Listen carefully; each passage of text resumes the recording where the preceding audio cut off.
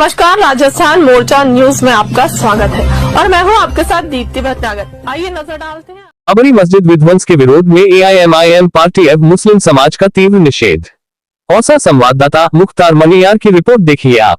6 दिसंबर को काला दिन के रूप में मनाते हुए AIMIM पार्टी तथा मुस्लिम समाज ने बाबरी मस्जिद विध्वंस की घटना का कड़ा विरोध व्यक्त किया है।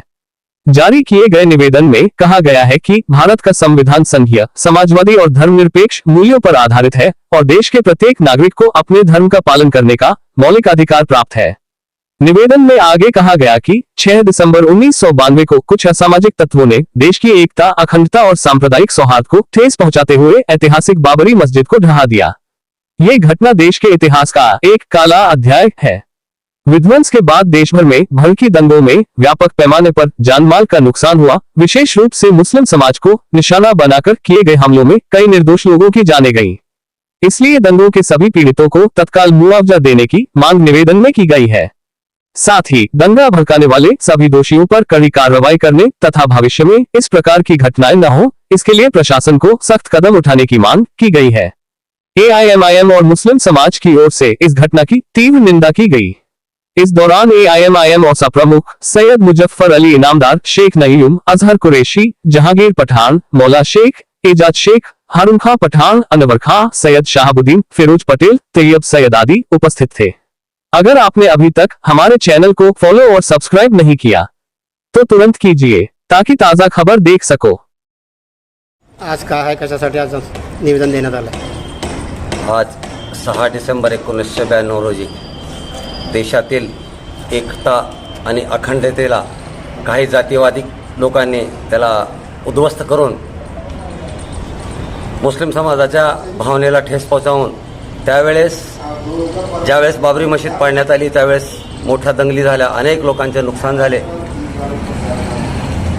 आणि शेवटी प्रकरण कोर्टात चाललं। त्यानंतर शासनाने बाबरी मशीद पाडलेली नाही असं काही लोकांनी म्हणलं होतं की आम्ही पाडलं नाही, परंतु काही लोकांनी सांगितलं की आम्हाला अभिमान आहे आणि गर्व आहे आम्हाला की बाबरी मशीद आमच्या कार्यकर्त्यांनी आम्ही पाडलो।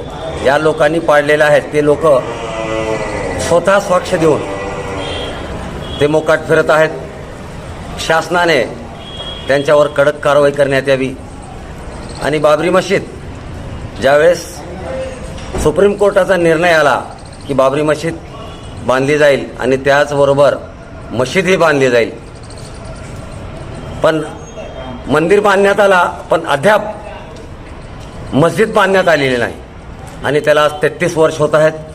आमच्या भावना तीव्र आहेत। आम्ही या भावनेच्या माध्यमातून सरकारला व प्रशासनाला आपल्या माध्यमातून विनंती करत आहोत की बाबरी मशीद पाडण्यात आलेली आहे त्याचा आम्ही जाहीर निषेध करत आहोत आणि आमच्या येणाऱ्या ज्या पिढी आहे त्यांना आम्ही विसरू देणार नाही, कारण हे आज काळा दिवस आहे। आम्ही काळा दिवस मानतो आणि काळा दिवस म्हणून पाळतो आणि हा निषेध करतो। तरी औसा शहरातील मुस्लिम समाजाच्या वतीने व माझ्या संघटनेच्या वतीने MIMच्या आज हे निवेदन देण्यात आलं। यावेळी पोलीस PI साहेब होते आणि आम्ही प्रशासनाला तहसीलदार साहेबच्या माध्यमातून आम्ही राष्ट्रपती महोदय यांच्याकडे निवेदन सादर केलेलं आहे आणि आम्ही याचा निषेध करतो।